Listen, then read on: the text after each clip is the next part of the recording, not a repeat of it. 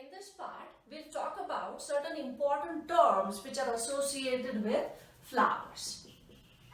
So whenever we talk about flowers, we normally use these terms. Two of these terms we have already talked of. One is complete flower and the other one was incomplete flower. Complete flower means when all four whorls are present, that is calyx, corolla, androecium and gynoecium. All four whorls. And incomplete means any one whorl absent. Now we will see which whorls can be absent and then what terms can be given to that, to the flower then. Now let us take few more important terms. A flower can be called bisexual. A bisexual flower is when both reproductive whorls are present. That means it has male reproductive androecium and female reproductive whorl, that is gynoecium. Then the flower would be called bisexual. If the flower has only one reproductive whorl, then we will call it unisexual flower. Only one reproductive whorl.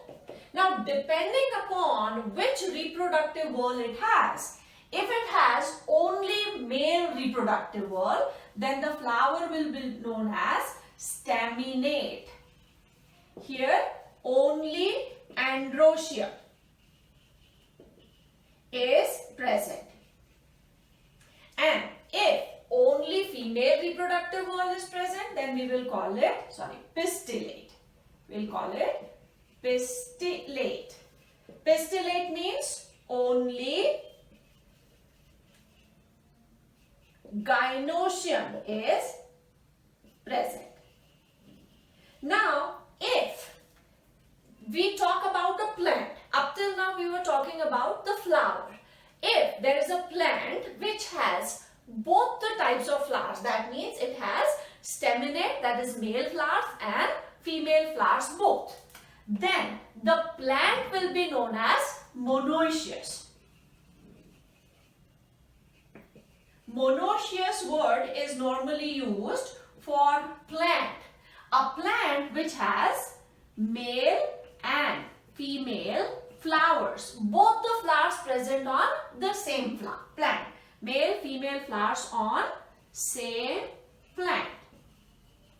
As we see in case of cocos, that is coconut, maize, that is maize, and ricinus, that is castor.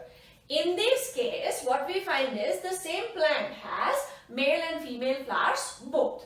Then the plant will be called monoecious. But the flowers are unisexual. One plant having male flower, same plant having female flower. So flowers are unisexual, but both the types of flowers are present on the same plant. If one plant has only male flowers and another plant has only female flowers, that means the plant is also going to be a male plant and a female plant. Then we call that plant as dioecious plant. Here it's going to have only male flower or only female flower. This type of arrangement is seen in case of papaya, where one tree has only male flowers. We start calling that tree also male tree, and one is going to have only female flowers. So we start calling that plant or that tree as female tree. So these are certain important terms which we are talking of. One more is monocarpic. That means how many times does a plant produce flowers? If it produces flowers only once in its lifetime, then we call it monocarpic. Produces flowers only once in lifetime. This is normally seen in case of seasonal plants or crops. We sow the seeds, the plant grows, it produces flowers, seeds, and the plant dies. Normally the annual plants. they are monocarpic. And if they keep producing flowers and fruits year after year, then we will start calling them polycarpic. So monocarpic, polycarpic are again on the basis of how many times do they produce flowers. So they produce flowers year after year. So this is seen in case of perennial plants like mango tree, for example. So these plants, they have a reproductive season and a non-reproductive season. Every reproductive season they would produce flowers and again get into a non-reproductive season. So monocarpic and polycarpic. Now if we have to talk about the symmetry of the flower, then the flower can be actinomorphic. That means it can be cut into two equal halves through any plane. Suppose we draw a flower. So these are, say, the petals. And if we want to cut this flower into two equal halves, then we can cut it like this. We get two petals and half here, 2 and a half.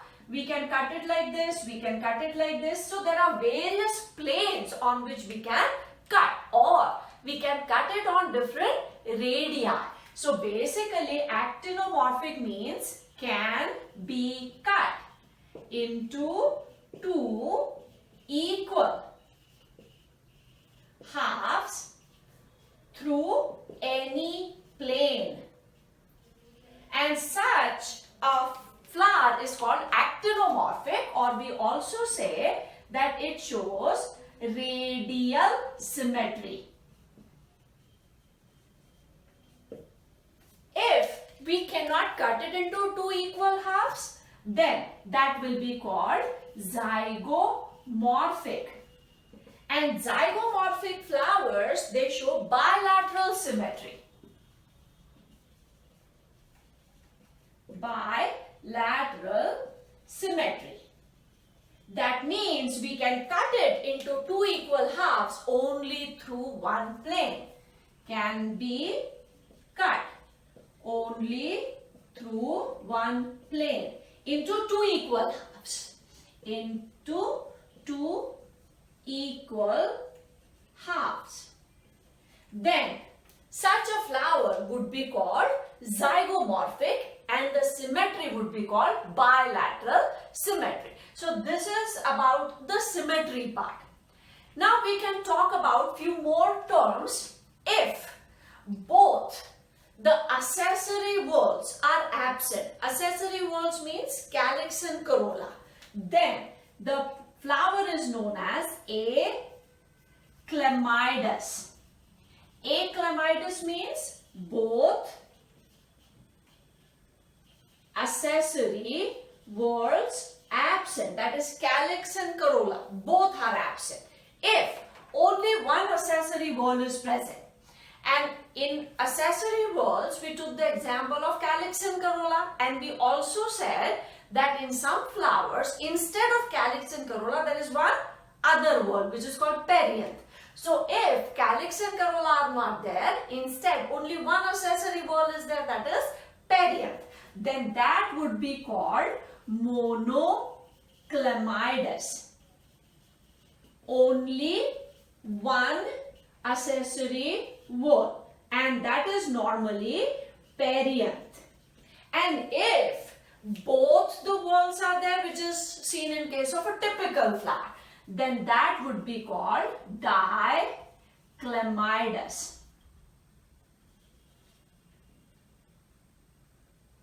Diclamidus, where both calyx and corolla are present, which is seen in case of the common flowers. So whenever we explain a flower, we normally use all these words, or rather all these terms. Not only for flowers, these terms are also going to be helping us or beneficial for us when we talk about inflorescence, or we would be discussing about the families in which we'll explain the flower only using these terms. So if we say the flower is bisexual and actinomorphic, now we know what it means.